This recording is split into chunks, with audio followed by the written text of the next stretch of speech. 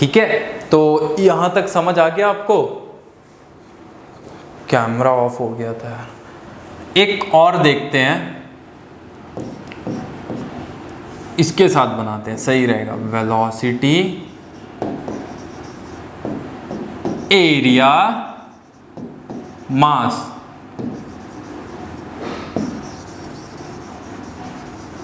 इनके साथ पॉसिबल है क्या? रूल याद रखना, all quantities should be independent of each other. Rule याद रहना चाहिए, ठीक है? तो क्या ये इंडिपेंडेंट है एक दूसरे से? सोच कर देखो।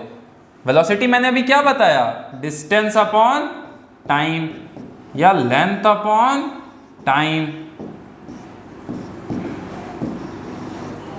या under root area upon time. ठीक है, तो चाहे मैं कितना भी खेल लूं, मैं वेलोसिटी और टाइम से खेल लूंगा तो डिस्टेंस निकल आएगा। ठीक है, और मैं मान लो एरिया और टाइम और वेलोसिटी से खेल लूंगा तो अंडर रूट एरिया निकल आएगा। बट मास मेरे को नहीं मिल रहा है। सोच के देखो, मैं किन्हीं दो क्वांटिटीज के साथ खेल लूं, मास मेरे को नहीं मिल रहा है। यहां पर इनके साथ खेल लूंगा तो वेलोसिटी नहीं आ रहा है। खेलना इन द सेंस फॉर्मुलेट करना, ठीक है? किसी भी लॉ में फॉर्मुलेट कर कर देखना। तो इनके साथ तो यस, इनके साथ हम फंडामेंटल क्वांटिटीज बना सकते हैं। ठीक है, और देखें, अब इसमें देखते हैं।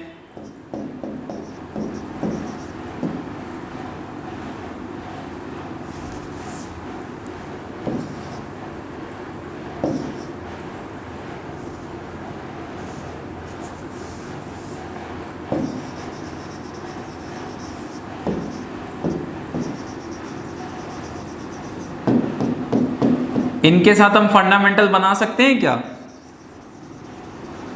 यस और नो? बताओ, यस और नो। अच्छा, कुछ लोग ये सोच रहे हैं सर टाइम तो फंडामेंटल में है ही है ना। अरे यार, वो एसआई का फंडामेंटल है। सही बात है, ये हम लोगों का बनाया हुआ है। ठीक है, ध्यान रखना। ठीक है, बन सकता है कि नहीं इनके साथ फंडामेंटल क्वांटिटीज? हाँ या ना? यस और नो? अरे मौका दे रहा हूं यार बनाने का, तो बना लो। तो इनके साथ नहीं बन सकता। जितने लोग यस सोचे, ठीक है, आप ध्यान दे तो आपने पढ़ा होगा,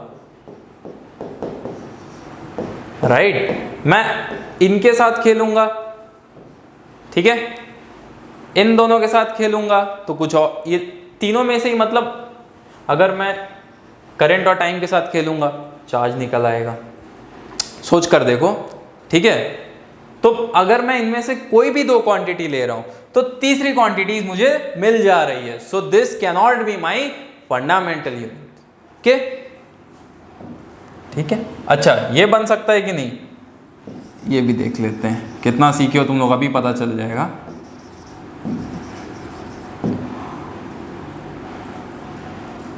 और क्या ले लो? इनके साथ बना सकता हूं कि नहीं? टेल मी, यस और नो? यस। व्हाई? बिकॉज मैं चार्ज और करंट में कितना ही खेल लूं, मुझे क्या मिल जाएगा? टाइम मिल जाएगा, मास मुझे नहीं मिलेगा। ठीक है, तो ये मेरे फंडामेंटल क्वांटिटीज हो ही सकते हैं। ठीक है, देखो तुम्हारे अंदर ये मिथ हो गया है। मिथ इन द सेंस तुम सोच लो बस वो साथ ही हो सकते हैं, एमएलटी है। नहीं यार, गॉस ने दिया था MLT.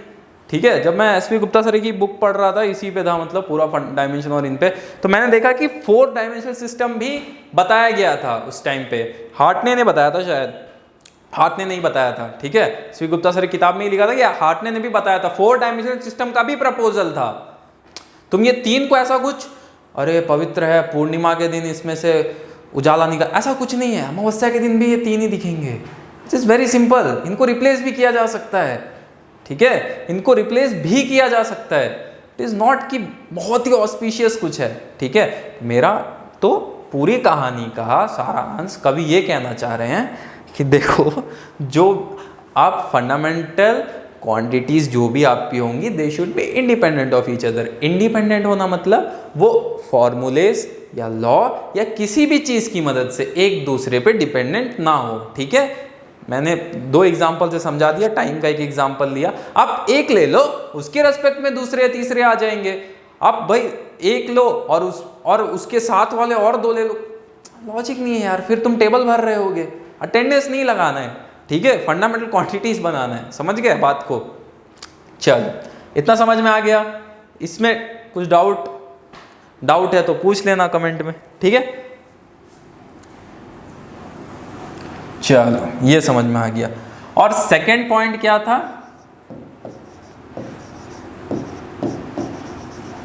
All other quantities can be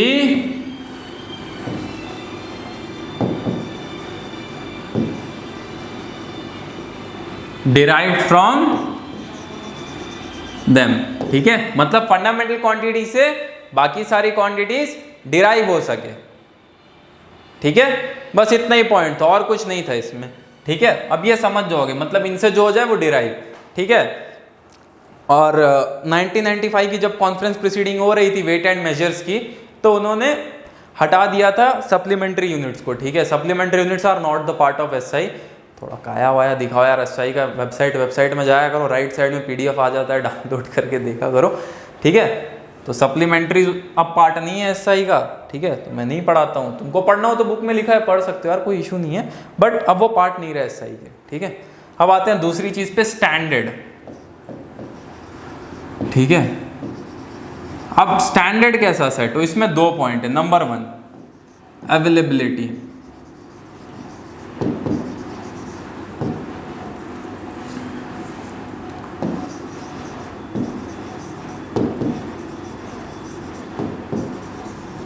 ठीक है। और नंबर 2 इनवेरिएबिलिटी। क्या?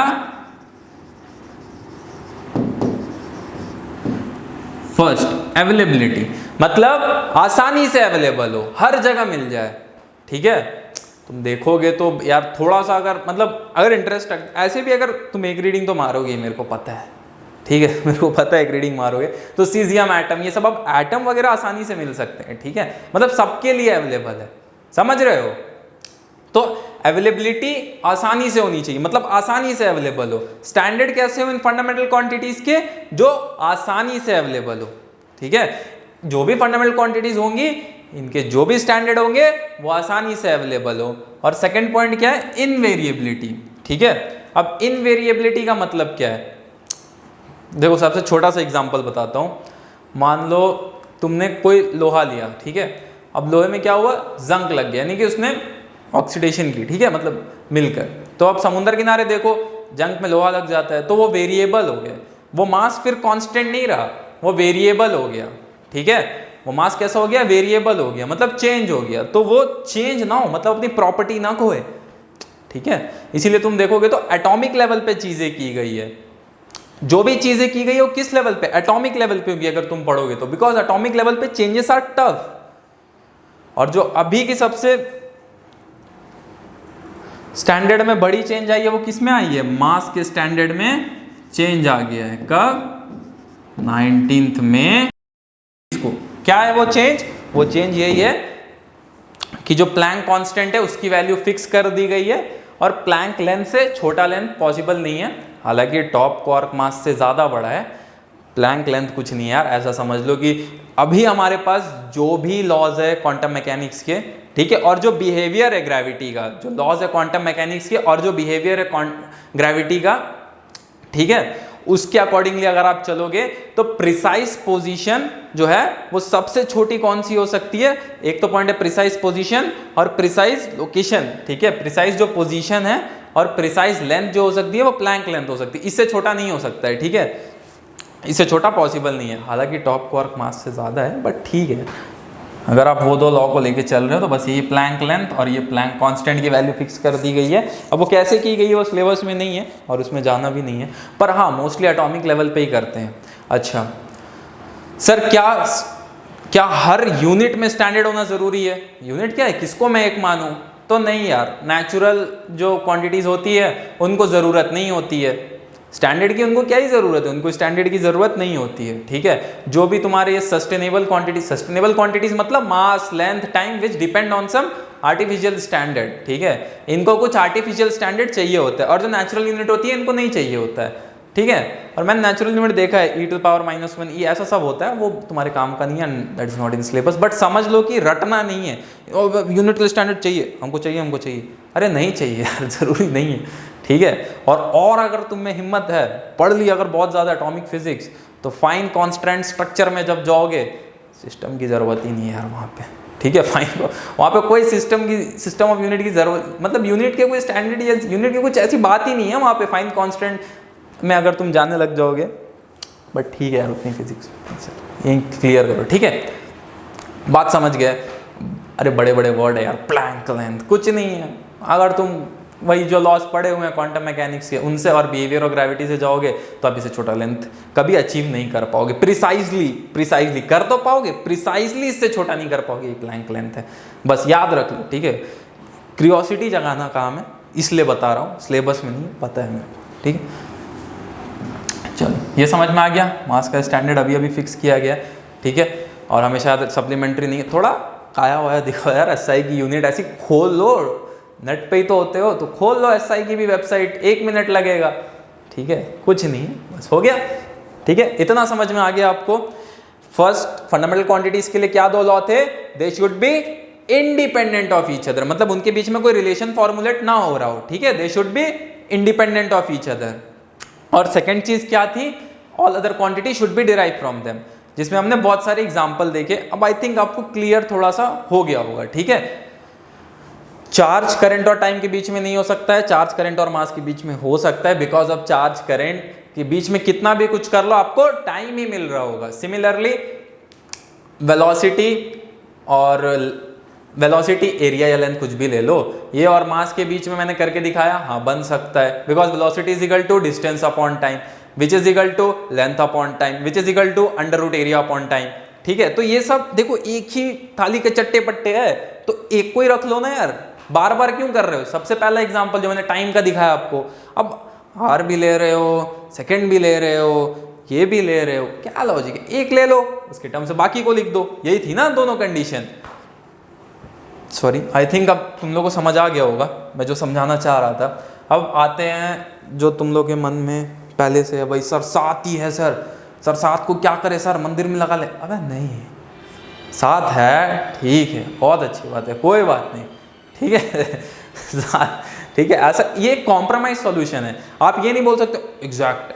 अरे नहीं यार, अभी समझ में आ जाएगा क्यों कॉम्प्रोमाइज है, ठीक है। और फंडामेंटल क्वांटिटीज में एक पॉइंट और है जो मेरे हिसाब से होना, वो कर ही देते हैं। ये 2 तो है कि all fundamental quantities should be independent of each other, second is what, they should derive from fundamental से डिराइव हो जाए बाकी क्वांटिटीज। बट मेरे हिसाब से जो है एक्सपेरिमेंटली, ठीक है, अगर हम एक्सपेरिमेंट करने जाएं तो they should be very easy to express, ठीक है। मतलब जो भी एक्सपेरिमेंट आप करें तो वो आसानी से फिट हो जाए, ये भी एक पॉइंट अच्छा है। मतलब जोड़ोगे तो जोड़ दो, नहीं जोड़ोगे तो कोई बात नहीं यार, चलता है, ठीक है। व्यू है मेरा, व्यू तुम भी दे सकते हो, नो डाउट। चलो अब आते हैं भाई नंबर 1, फंडामेंटल क्वांटिटी मास, लेंथ, एक एक करके लिख दूं क्या, ऐसे लिख देता हूं, सही हो जाएगा, ठीक है। मास, लेंथ, टाइम, टेम्परेचर,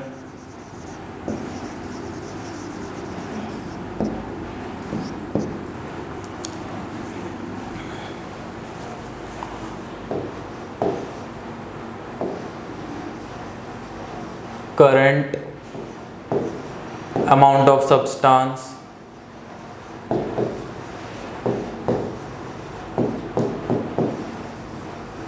ठीक है। यहां तक अपनी फिजिक्स, मतलब इतना तक अपना काम हो जाता है। और एक है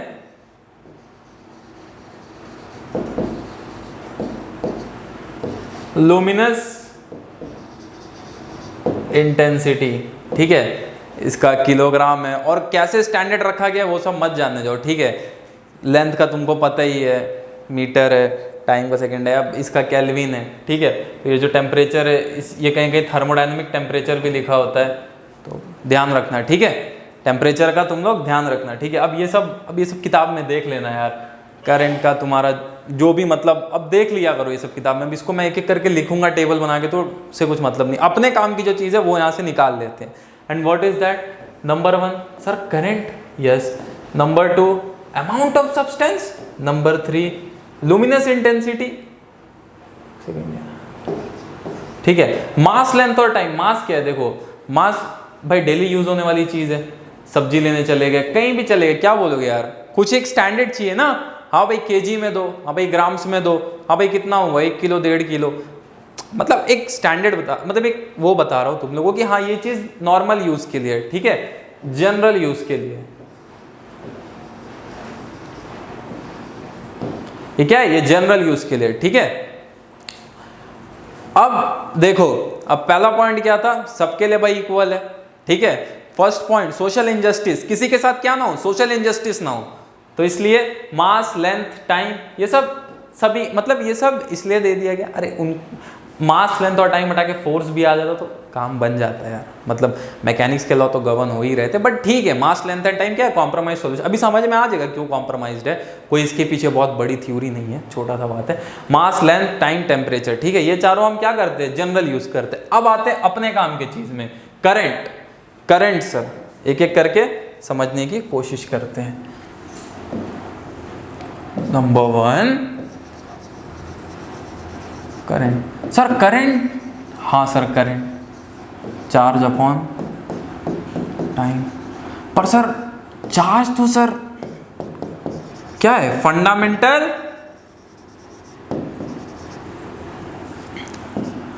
property,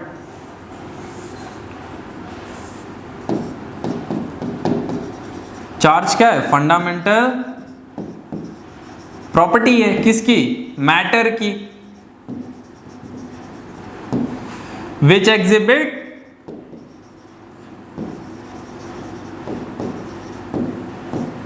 number 1 attraction,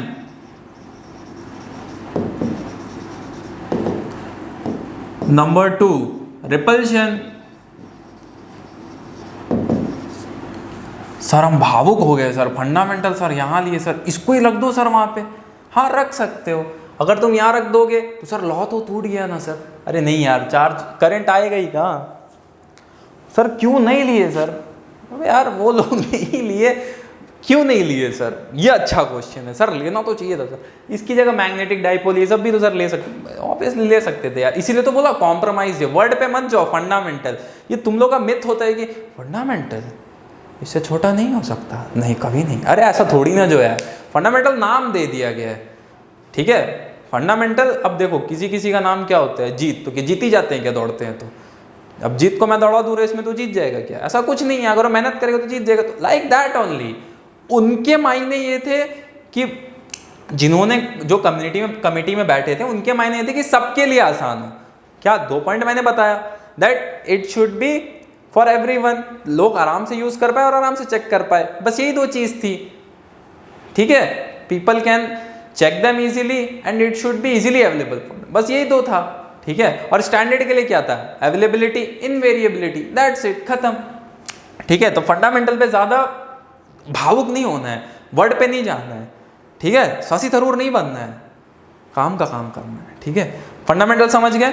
fundamental property of matter यही होता है सर, चार्ज। हाँ सर चार्ज को रखना चाहिए था सर। 1845 साल लग गया ये जानने में कि इलेक्ट्रॉन जैसा भी कुछ होता है, ठीक है। पूरी इलेक्ट्रोमैग्नेटिज्म थ्योरी के बाद समझ में आया कि इलेक्ट्रॉन जैसा भी होता है, 45 साल लग गया उसके बाद, ठीक है। और it is very very very difficult to measure a charge. अब तुम लोग बोलोगे इलेक्ट्रोस्कोप वगैरह तो है, कैसे बात कर रहे हैं? मतलब यार रिलेटिव चार्ज मेजर करते हैं उससे, ठीक है। एक्यूरेट चार्ज मेजर करने के लिए बहुत टफ है ये, एक बोसॉन ये सब मतलब बहुत ही ज़्यादा टफ है। लार्ज हाइड्रोन कोलाइडर चाहिए, गोल्स कभी गूगल करना, लार्ज हाइड्रोन कोलाइडर, ठीक है। बहुत पैसा लगता है, बहुत, ठीक है। चलो, तो मेरे को लगता है ये पॉइंट आपको समझ में आ गया कि क्यों ये कॉम्प्रोमाइज सॉल्यूशन है, ठीक है। और करंट को मेजर करना भी तो आसान है ना, एज कंपेयर टू चार्ज। आगे आप सीखोगे जब आप 12th में होगे तो आप ये चीज सीखोगे कि यार करंट तो इजीली मेजर किया जा सकता है, चार्ज कैसे मेजर करोगे। ठीक है, अब आते हैं दूसरी चीज पे, that is what, amount of substance. I think ये मैंने कितने नंबर पे लिखा था, 5, 6, 7, ये 5th है। ठीक है, 5th लिख लेना है। ठीक है यार, हो जाता है गलती, सह लेंगे, आदमी है, गलती होगी। ठीक है, 6th, अमाउंट ऑफ सब्सटेंस। हाँ सर, अब तो लग रहा है कि नहीं, कॉम्प्रोमाइज्ड ही है। अमाउंट ऑफ सब्सटेंस सर, मोल, क्या बात कर रहे हो सर? हाँ सर, अमाउंट ऑफ सब्सटेंस मोल लिया था। ठीक है, मोल जब NPL यूके वाली मैं ऐसी पढ़ रहा था, मतलब नेशनल फिजिक्स लेबोरेटरी यूके का आता है मैनुअल, तो मैं पढ़ रहा था, तो मुझे 2-3 चीज़ बहुत हैरान करने वाली पता चली। जैसे लुमिनस इंटेंसिटी, एक उसमें से ये भी था, ये भी मेरे को बहुत आश्चर्यचकित किया। लेकिन एक क्या प्यारा एग्जाम्पल दिया था, वही एग्जाम्पल मैं कोट करूंगा तुम लोगों को, NaCl का था। ठीक है, अब मान लो करना मत पे, उसमें ऐसा लिखा नहीं था कि करके ही देखना है। ठीक है, ढूंढने मत चले जाना। ठीक है, करना मत। अब देखो, मान लो तुमको टेबल सॉल्ट बनाना है। ठीक है, तो छोटे क्लास में पढ़ी होगी, छोटे क्लास क्या, छोटे ही से तो आए हो। चलो, अब मान लो Na क्या होता है, सोडियम ही होता है शायद, Cl क्लोराइड, यही होता है ना, NaCl बनता है ना। अब भाई तुमको 2 kg टेबल सॉल्ट बनाना है। ठीक है, तुमको क्या करना है, तुमको 2 kg टेबल सॉल्ट बनाना है। तुम मार्केट जाओ, 1 kg सोडियम ले आओ, तुम दोनों ले आओ। ठीक है, और तुम एक काम करो, अब तुम जब इनको जोड़ दोगे,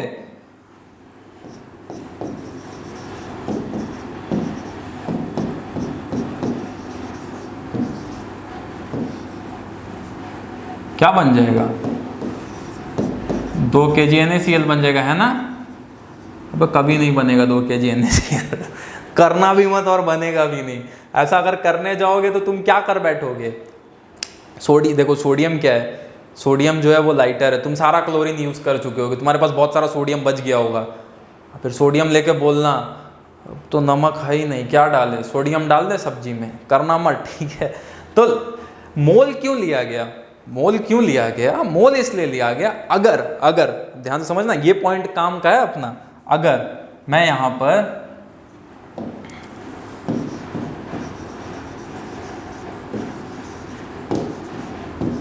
वन मोल ऑफ सोडियम ले लूं, ठीक है, और 1 मोल ऑफ क्लोराइड ले लूं, तो मुझे क्या मिलेगा, 1 मोल ऑफ NaCl। अभी कोई सोचेगा सर 1 + 1 2 होता है, अबे ये मोल है, मोल। ठीक है, ये क्या है, मोल है। It is what, it is mole. और कुछ जो यहां तक क्लिक कर पा रहे हैं वो ये बोल रहे होंगे सर फर्स्ट लॉ तो टूट गया। सर फर्स्ट लॉ क्या था फंडामेंटल क्वांटिटीज को, all quantities should be independent of each other. Sir ये लॉ तो आपने तोड़ दिया। सर नहीं यार, नहीं टूटा। नंबर ऑफ मोल्स होता क्या है, what is number of moles, बताओ, 9th में है, नहीं है?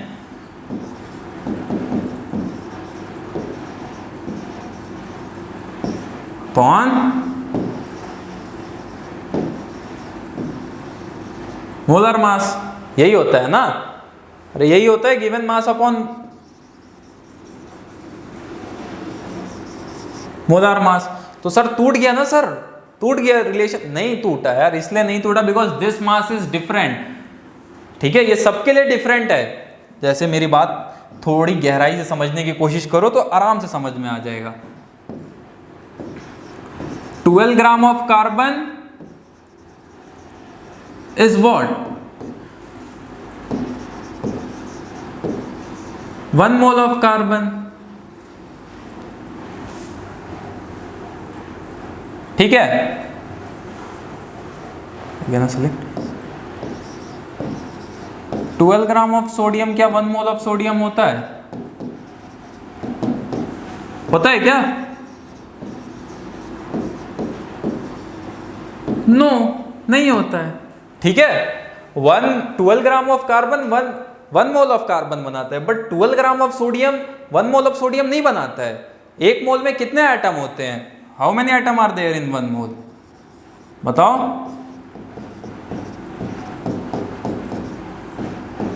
What is this? इतना ही होता है, इतने ही एटम्स होंगे, है ना? एक मोल में इतने ही एटम्स होंगे, Avogadro constant.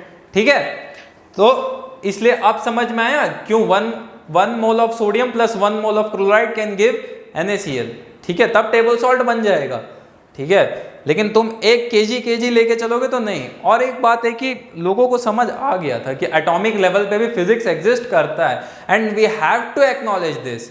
And to acknowledge this they have done what? They have done one thing, कि उन्होंने कहा कि नहीं मोल को रखेंगे।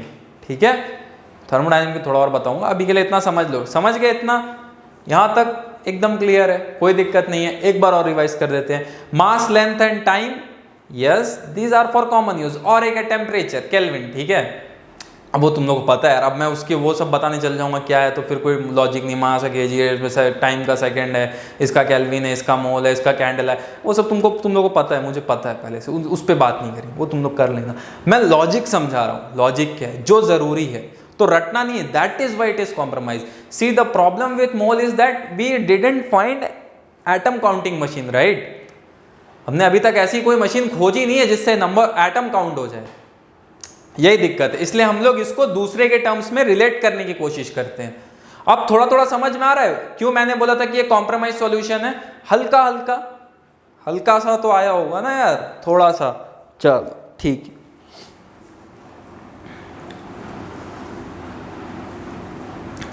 अब आते हैं लास्ट वाले पे। हालांकि मेरे को भी इस पे बहुत दिन बाद पता चला, जब मैंने